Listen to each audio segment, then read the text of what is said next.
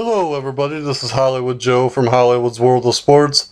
Coming to you today to talk to you about my initial reaction of WWE Total Divas on E that debuted last night. And I gotta tell you, going into this show before I started watching, I honestly thought it was gonna be a complete waste of an hour. A complete waste of time. Thought it was going to be something really stupid.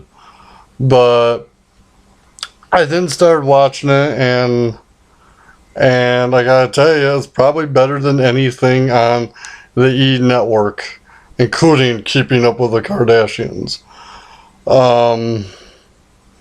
You really get to see the real lives of the WWE personalities you see on TV every week.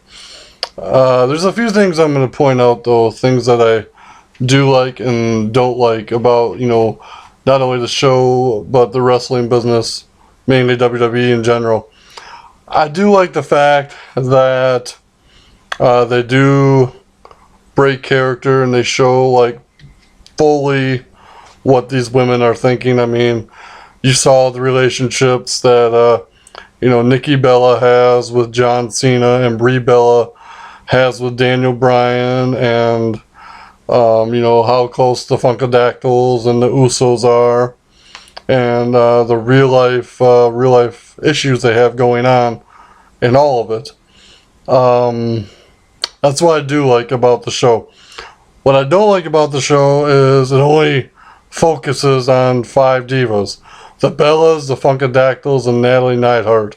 And then, I should say 7 because they have JoJo and Ava Marie. But my biggest question last night is why aren't they focusing on, like, AJ and Caitlyn as well? AJ and Caitlyn, in my opinion, are the 2 best in-ring, divas that WWE has right now, like, what they can do in the ring. So I really hope that WWE, like, if they have another season of this, that they go in that direction of covering all the divas, not just the 5 they're focusing on right now. One thing that bothered me about the wrestling business, kind of looking at this last night, is I think, and I'm not trying to sound sexist or anything like that, but I think it's kind of crappy that a woman, 2 women, JoJo and Ava Marie, who have only been training for a month in pro wrestling, get contracts to be in WWE.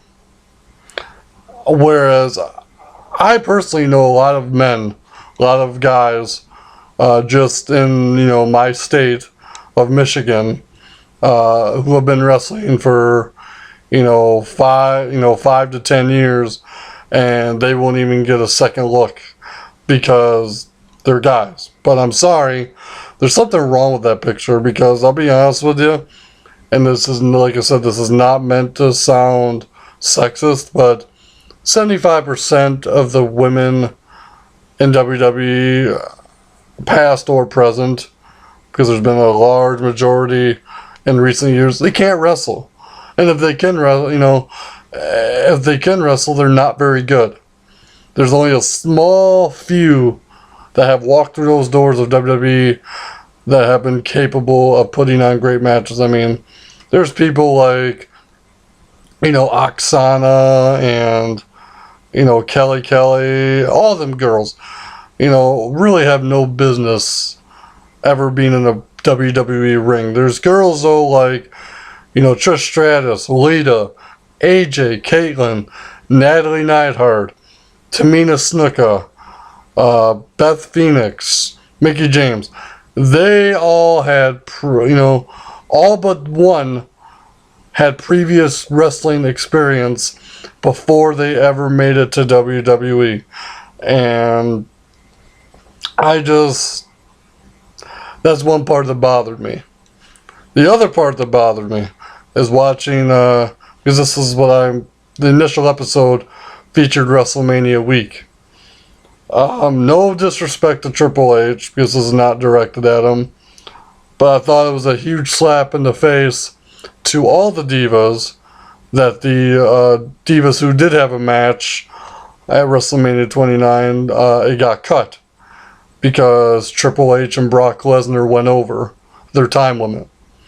It's not against Triple H, but you're gonna cut a match featuring 4 guys and 4 girls, because it was supposed to be an 8-person mixed tag.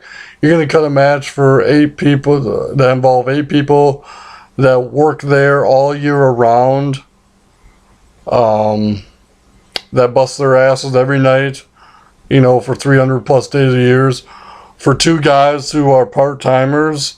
One of them doesn't even love the business and is just in it for the money, Brock Lesnar. And I like Brock Lesnar as a performer, but you know, those 8 people, and I'll tell you, it was supposed to be Tons of Funk with the Funkadactyls, Brodus and Tensai with the girls, Cody and Damian with the Bella Twins. The fact that they got cut over somebody that really doesn't care about the business, it bothered me. It really bothered me. And I'm not saying I'm a huge fan of the WWE Divas, because I'm not. Let's face it. I mean, I love watching Caitlyn and AJ and Tamina and Natalie, and those are the only 4 Divas I really care to watch on WWE television. The rest of them can, you know, get kicked to the side for all I care. Like I said, the show is great. I just, you know, and then watching some of the events that happen later on in the season, you know, they showed clips of, you know, what to expect this season. It's it's going to be an incredible show. I really think it's going to be great for wrestling fans to see the real lives of these people. Be thankful that you live in this era, because 25 years ago you would have never ever seen a show like this come out. And I think you're going to see a lot of real life stories start coming out on WWE television because of this show. And I think it'll make for even better television. So with that being said, this is Hollywood Joe from Hollywood's World of Sports. Check out WWE Total Divas on E every Sunday night at 10 p.m. Let me know your thoughts. As always, we're your source for all things sports, and controversy doesn't come without criticism. And that's a wrap for me today. I will talk to you later, and have a good day, guys.